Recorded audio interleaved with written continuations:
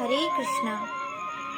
आइए आज हम सब श्रीमद् भगवद गीता के 11वें अध्याय के 44वें श्लोक पर चर्चा करेंगे, जिसमें हम सब देखेंगे कि अर्जुन अब अपने अपराधों की क्षमा प्रार्थना के पश्चात भगवान के प्रभाव को गाकर उनसे प्रार्थना करने की बात कहता है और प्रार्थना करके प्रसन्न होने के लिए कहता है कि हे प्रभु, अब आपने अगर मेरे अपराधों को क्षमा कर दिया हो तो आप प्रसन्न हो जाइए, क्योंकि आप ही इस संपूर्ण चराचर जगत के पितामह हैं, गुरु हैं और आपसे ही यह संपूर्ण संसार है।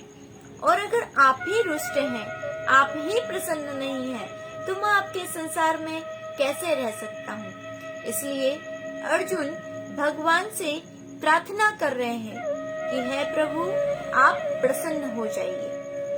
तो आइए हम सब श्रीमद् भगवद गीता के 11वें अध्याय के 44वें श्लोक में प्रवेश करने के पूर्व भगवान की वंदना करते हैं, छोटा सा मंगलाचरण करते हैं 3 बार ओम नमो भगवते वासुदेवाय का जप करके। ओम नमो भगवते वासुदेवाय। ओम नमो भगवते वासुदेवाय। ओम नमो भगवते वासुदेवाय।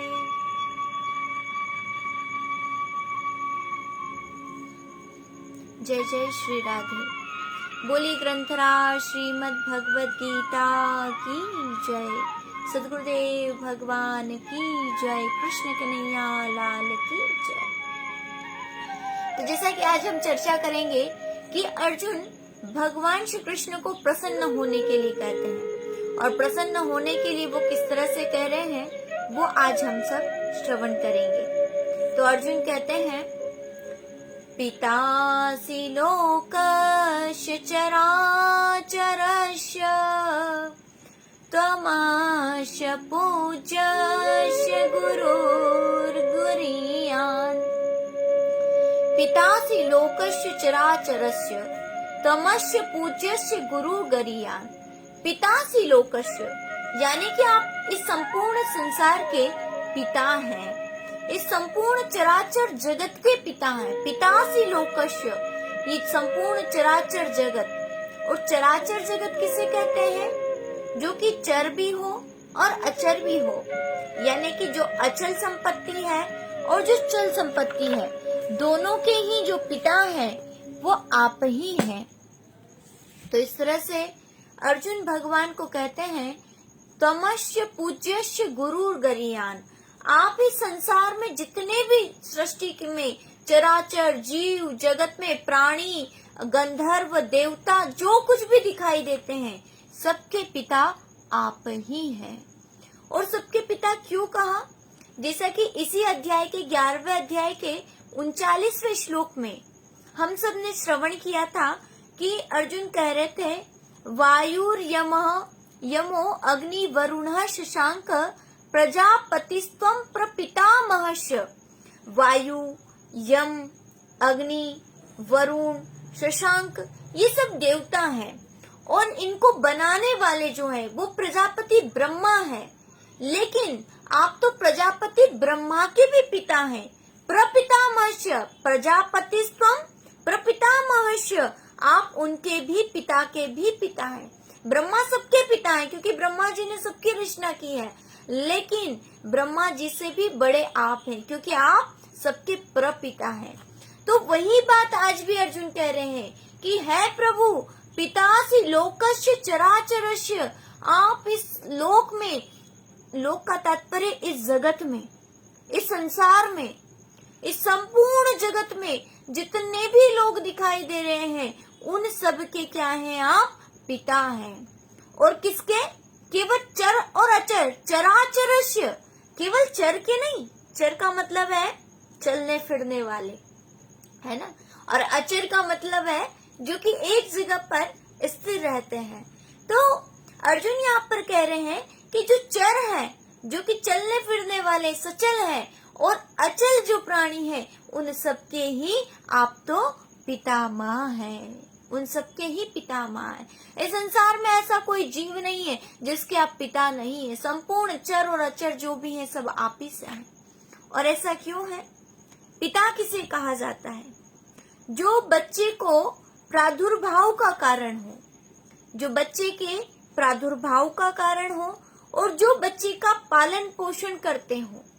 तो हम यहाँ पर देखते हैं कि भगवान के ही द्वारा समस्त जीवों की उत्पत्ति के कारण है। भगवान ही समस्त जीवों की उत्पत्ति के कारण है, और भगवान के ही द्वारा सबका पालन पोषण हो रहा है। इसलिए अर्जुन भगवान को कहते हैं पितासी लोकस्य चराचरस्य, इस संपूर्ण जगत के। अब देखो, बात तो आ जाती कि हमें चल प्राणियों को तो आपने बनाया ही है, लेकिन इस जगत के भी पिता आप हैं, क्योंकि इस जगत के रचना करने वाले भी आप हैं। जैसे कि एक छोटी सी कंपनी, जब कोई कंपनी, कोई फैक्ट्री की कोई स्थापना करता है, तो उस कंपनी या फैक्ट्री की स्थापना बिना मालिक के नहीं हो सकती। कोई तो उसका मालिक है जो उसको संचालित करता है। अब वो मालिक हो सकता है दिखाई नहीं दे रहा हो, उस समय उसका मालिक वहाँ पर दिखाई नहीं देता जब वो कंपनी एस्टेब्लिश हो जाती है, लेकिन कोई किसी एक की उसके पीछे भावना होती है, कल्पना होती है कि मैं ऐसी फैक्ट्री को लगाऊंगा जिससे इस तरह का प्रोडक्शन होगा, इस तरह की चीजें उत्पादित की जाएगी। उसी प्रकार से इस संपूर्ण जगत का जो मूल कारण है, इस संपूर्ण जगत को जो इंस्टॉलेशन करने का, स्थापित करने का, इसे भली भांति चलाने का, इसकी क्रियाओं को, नियमावली को भली भांति चलाने का जो श्रेय है वो आप ही को जाता है। क्योंकि आप देखो, एक छोटा सा छोटा विद्यालय हो, चाहे एक छोटी से छोटी कंपनी हो, चाहे एक छोटे से छोटा हॉस्पिटल हो, उसको स्थापना करने वाला कोई होता है।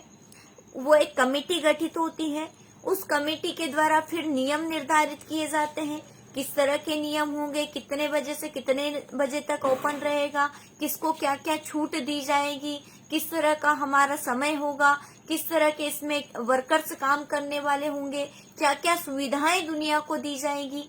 ये सारी चीजें एक उनकी कमेटी के द्वारा निर्धारित की जाती हैं।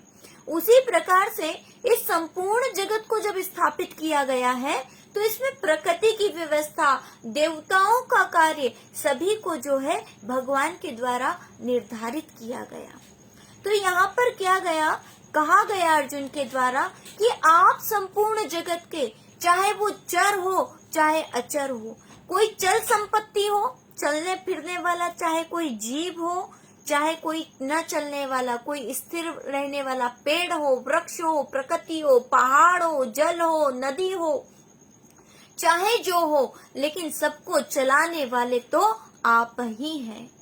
आप एक बार विचार कीजिए, पृथ्वी अपनी परिक्रमा एक निर्धारित समय में पूरा करती है, जिससे रात दिन का क्रम चलता है, ऋतुओं का क्रम चलता है, सूर्य का अपना एक क्रिया है, चंद्रमा की अपनी एक गति है। हम देखते हैं कि संपूर्ण पृथ्वी पर संपूर्ण चीजों का, जिस किसी वस्तु को, जिस किसी चीज को आप देखते हैं, सबकी एक निश्चित क्रिया है, और उन क्रियाओं के फलस्वरूप ही वो अपनी गति को से गतिमान होते हैं।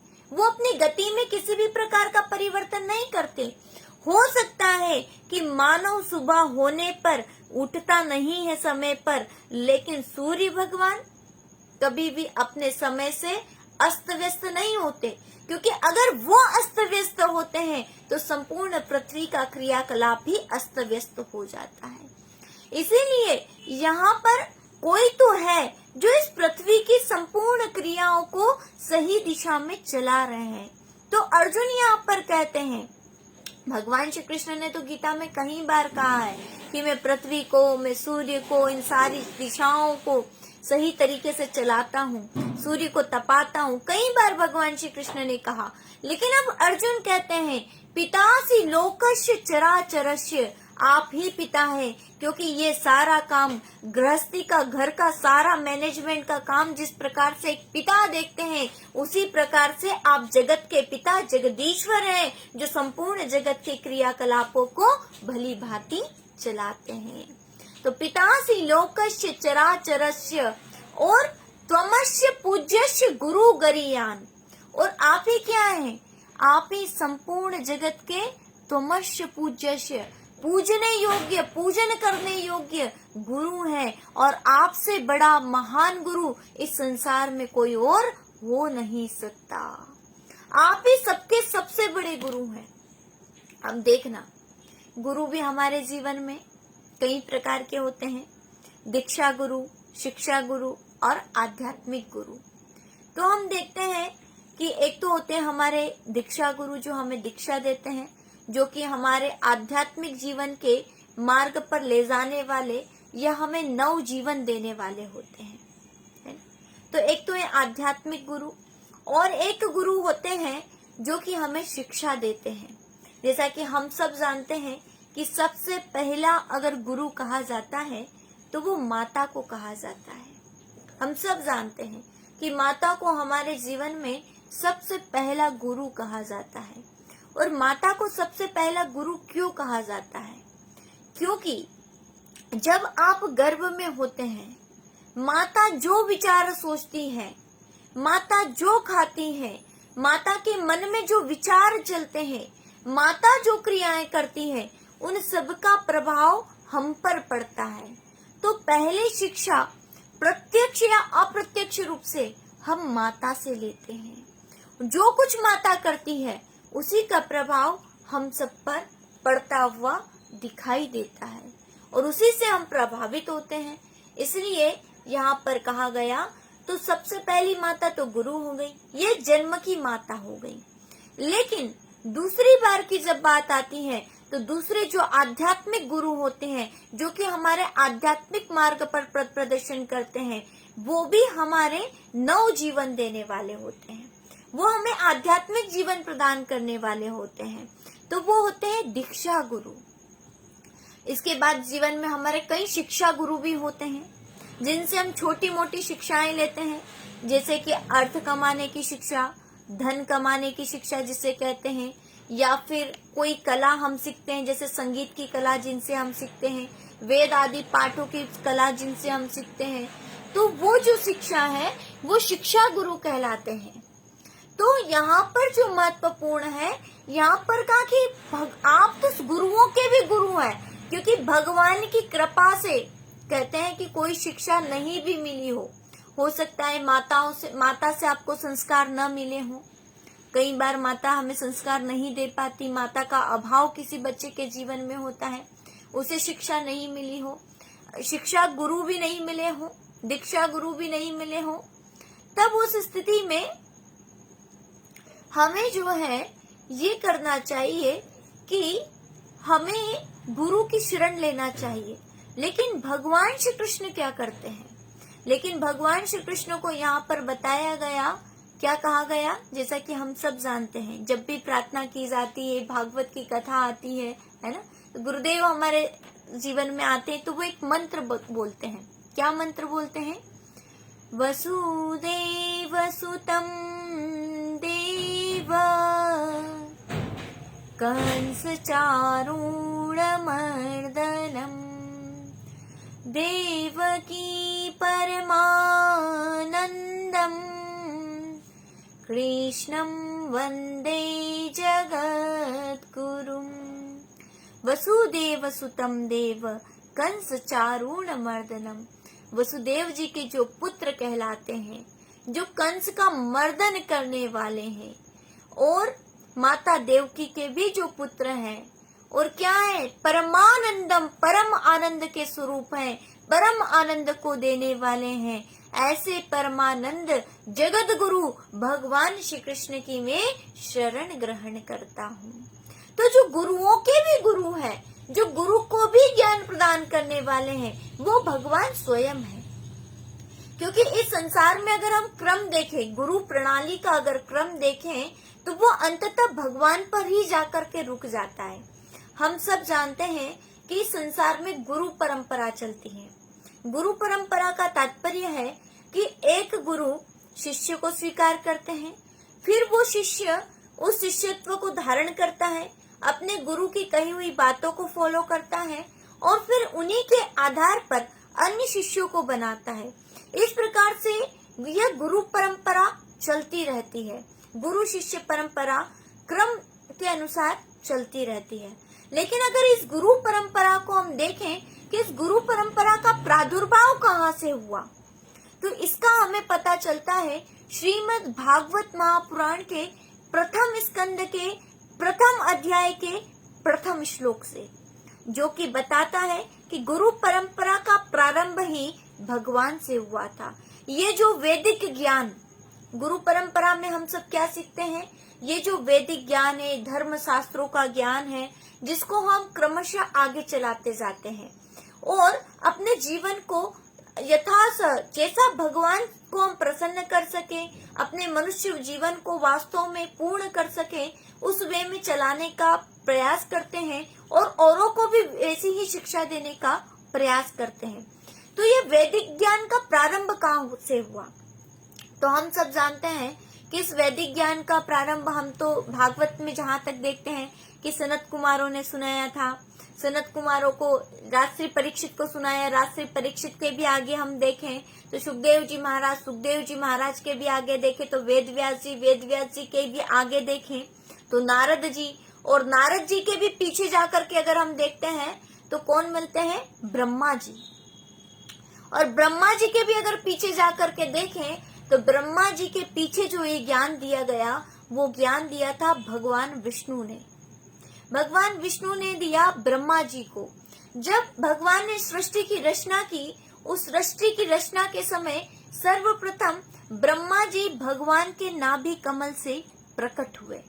और जब ब्रह्मा जी भगवान के नाभि कमल से प्रकट हुए, तब इस संसार की प्रणाली को चलाने के लिए उन्हें ज्ञान की आवश्यकता हुई। जिस प्रकार से, फिर से उदाहरण देना चाहूंगी कि किसी कंपनी को, किसी स्कूल को, किसी विद्यालय को या फिर किसी औषधालय को आपको अगर चलाना हो तो वो बिना ज्ञान के नहीं चलाया जा सकता, बिना नीति नियमों को नहीं चलाया जा सकता। उसको चलाने के लिए नीति नियमों का होना आवश्यक है। एक कमेटी का सुसंगठित रूप से होना जरूरी है, जो उसके प्रत्येक क्रिया प्रतिक्रियाओं पर नजर रखेगी, नीतिबद्ध तरीके से उसे चलाएगी। तो यहाँ पर भी जब इस संसार को रच दिया गया, जब इस संसार की सृष्टि की रचना कर दी जाए, लेकिन उसके लिए ज्ञान की आवश्यकता होगी। तो यहाँ पर ब्रह्मा जी ने भगवान की तपस्या की, और जब भगवान की तपस्या की तब भगवान ने आकाशवाणी करके उन्हें कहा कि 4 श्लोकों में श्रीमद् भागवत महापुराण के उस दिव्य ज्ञान को दिया है। और उस दिव्य ज्ञान को 4 श्लोकों में सर्वप्रथम भगवान ने ही ब्रह्मा जी को प्रदान किया था। फिर वही ज्ञान ब्रह्मा जी ने अपने शिष्य, अपने पुत्र देवर्षि नारद जी को प्रदान किया, और वही दिव्य ज्ञान नारद जी ने महर्षि वेद व्यास जी को प्रदान किया। महर्षि वेद व्यास जी ने वही ज्ञान संपूर्ण संसार को 4 वेदों के रूप में, लिखित रूप में परिणित करके हम सबके समक्ष रखा है। 18 पुराणों के रूप में, 6 शास्त्रों के रूप में, 108 उपनिषदों के रूप में हम सबके समक्ष रखा है।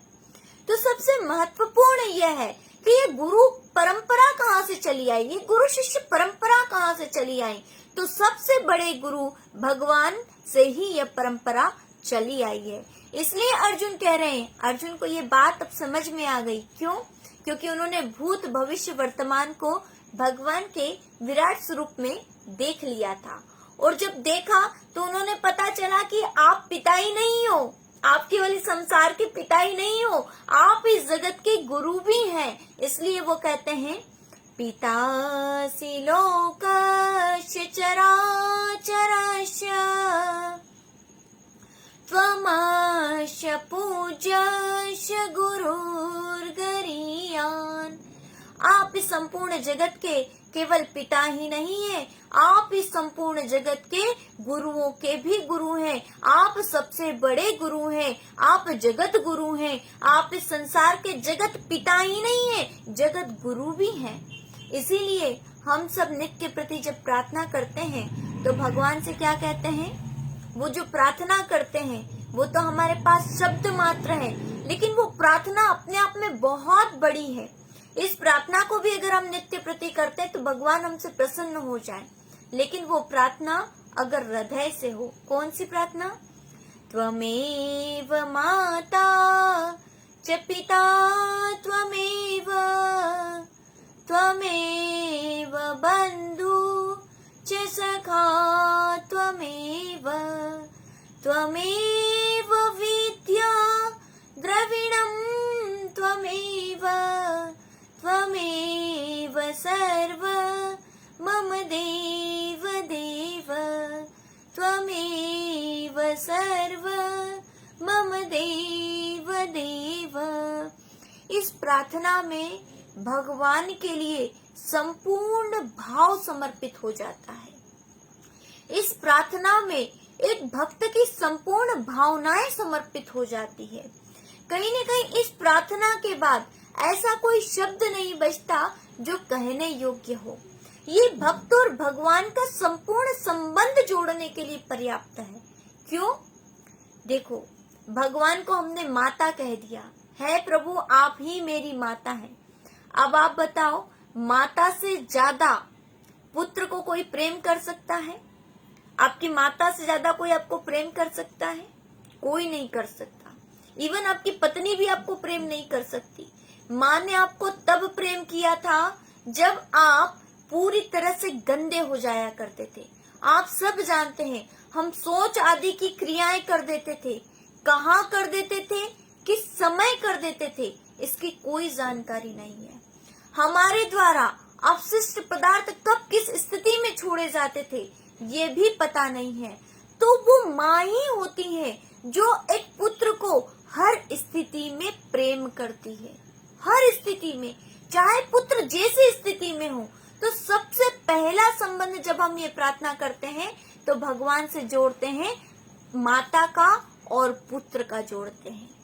क्यों जोड़ते हैं? आपने कहा त्वमेव माता है, प्रभु आप मेरी माता हैं और मैं आपका पुत्र हूँ।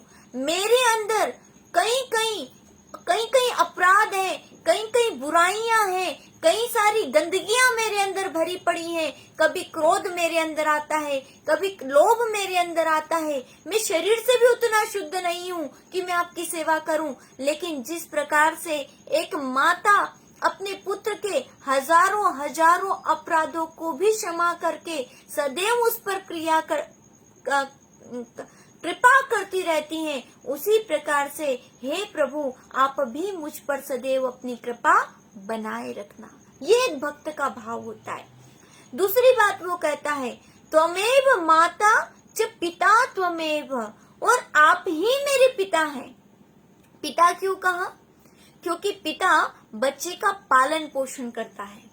माँ तो ममता का हाथ अपने पुत्र पर रखती है। माँ अपने पुत्र के अपराधों को क्षमा करती जाती है। लेकिन पिता की क्या जिम्मेदारी है? पिता अपने पुत्र का पालन पोषण करते हैं। तो जब आप अपने भगवान से ये कहते हैं कि है प्रभु आप मेरे पिता हैं, तब उन्हें कहीं न कहीं अपनी जिम्मेदारी, अपने पालन पोषण की जिम्मेदारी भगवान पर सौंप देते हैं। तब आप कहते हैं क्योंकि पिता पालन पोषण करते हैं तो आप मेरे पालन पोषण करने वाले पिता हैं। दूसरी बात, माता तो अपने पुत्र के अपराधों को भी क्षमा कर देती हैं। गलतियां करने पर भी उसे कहीं न कहीं उसकी गलतियों को ढक देती हैं। लेकिन पिता अपने पुत्र की उन गलतियों को सुधारने का काम करते हैं। इसलिए हे प्रभु मुझ में जो कोई अपराध है उन अपराधों को आप एक पिता की भांति सुधारने का प्रयास करो और मेरा पालन पोषण करो। फिर हम कहते हैं त्वमेव माता च पिता त्वमेव, त्वमेव बंधु च सखा त्वमेव। आप ही मेरे बंधु हैं, आप ही मेरे सखा हैं, आप ही मेरा परिवार है। सबसे बड़ा परिवार आप हैं। क्यों? क्योंकि इस संसार में कौन सा परिवार कब साथ छोड़ेगा इसकी कोई गारंटी नहीं है। आप बाल्यकाल से देखो, बाल्यकाल से वृद्धा अवस्था तक, आपकी मृत्यु तक एक भी आपका ऐसा संबंध नहीं हो जो आपके साथ चलने वाला हो। आपने जब जन्म लिया तब आपकी माता आपके साथ थी, लेकिन जब आपकी मृत्यु होगी तब आपकी माता आपके साथ नहीं होगी।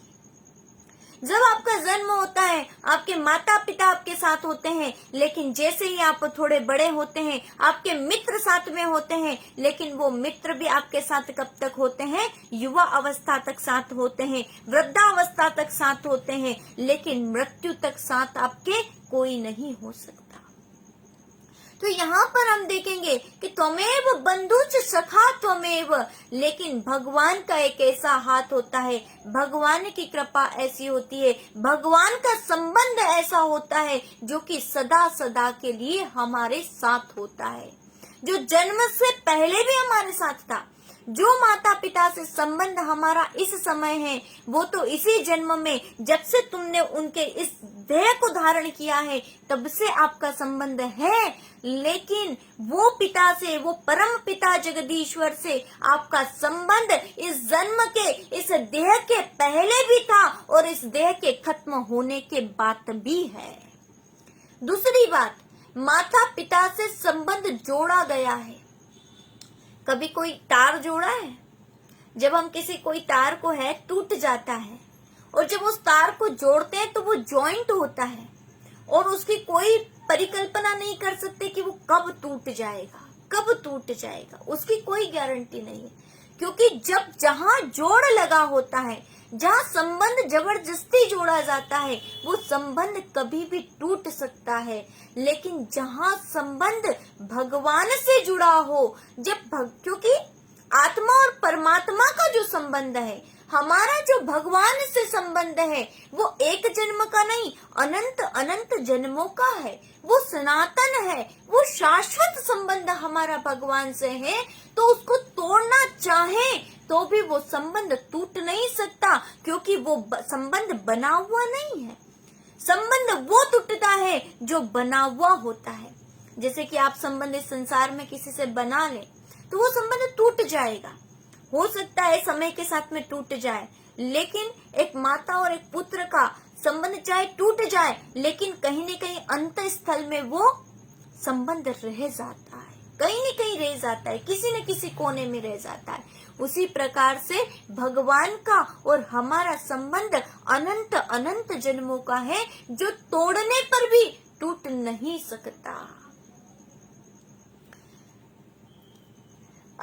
जो कि मीराबाई भी इसी पद को गाती हैं और कहती हैं, तुम जो तोड़ो पिया मैं ना तोड़ूंगी। मीराबाई ने बड़ा सुंदर पद गाया कि है प्रभु, अगर आप संबंध तोड़ना भी चाहें तो भी मैं आपसे संबंध नहीं तोड़ूंगी। तुम जो तोड़ो पिया मैं ना तोड़ूंगी, मैं ना तोड़ूंगी। क्यों ना तोड़ूंगी? क्योंकि टूटने का है ही नहीं, ये संबंध टूटता नहीं है, ये अक्षय है, सनातन है, शाश्वत है। इसीलिए कहा त्वमस्य त्वमेव माता च पिता त्वमेव, त्वमेव बंधु च सखा त्वमेव, त्वमेव विद्या द्रविणम त्वमेव, त्वमेव सर्व मम देव देव। है प्रभु, आप ही मेरे सब कुछ हैं, यही हृदय से हमारी प्रार्थना नित्य प्रति होनी चाहिए। ये पूर्ण हृदय से ये प्रार्थना हमारे अंदर से नित्य प्रति निकलनी चाहिए।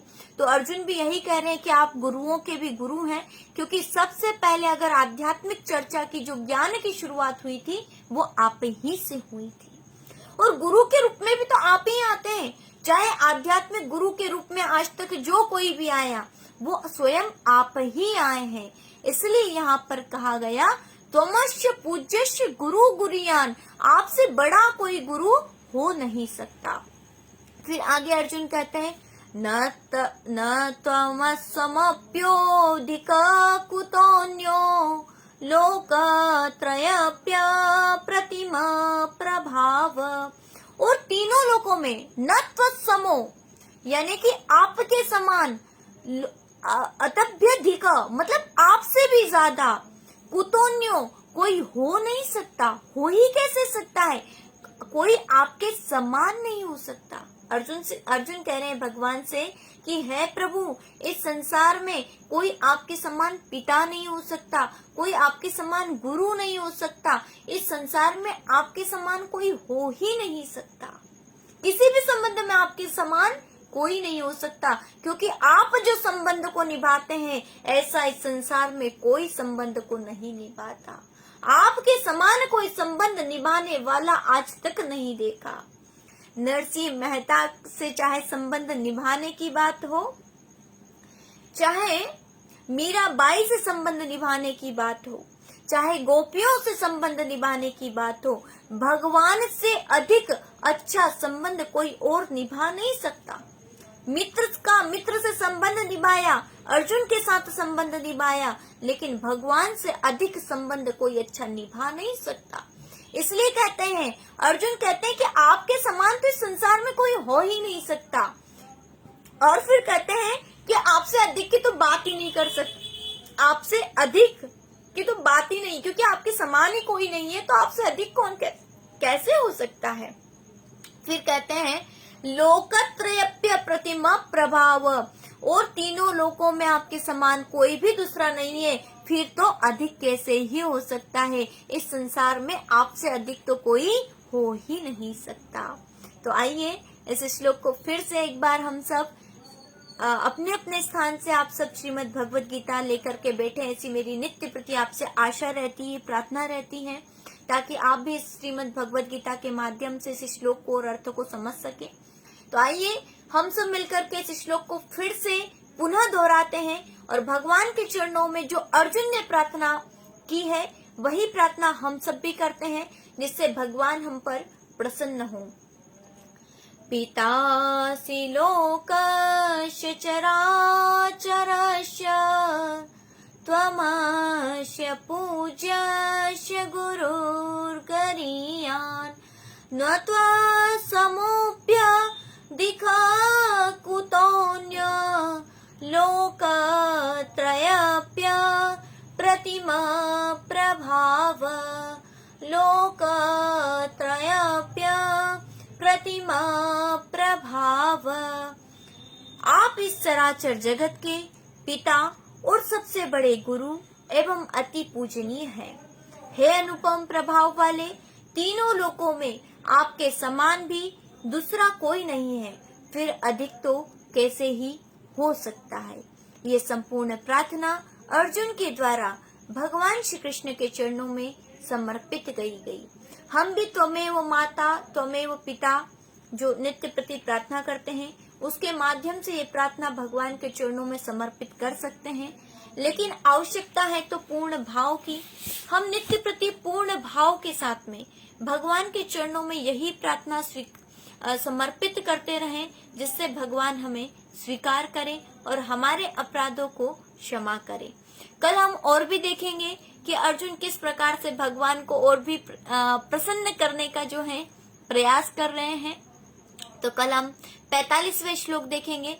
आशा और प्रार्थना आप सबसे एक है। श्रीमद् भगवद गीता नित्य प्रति लेकर के बैठे।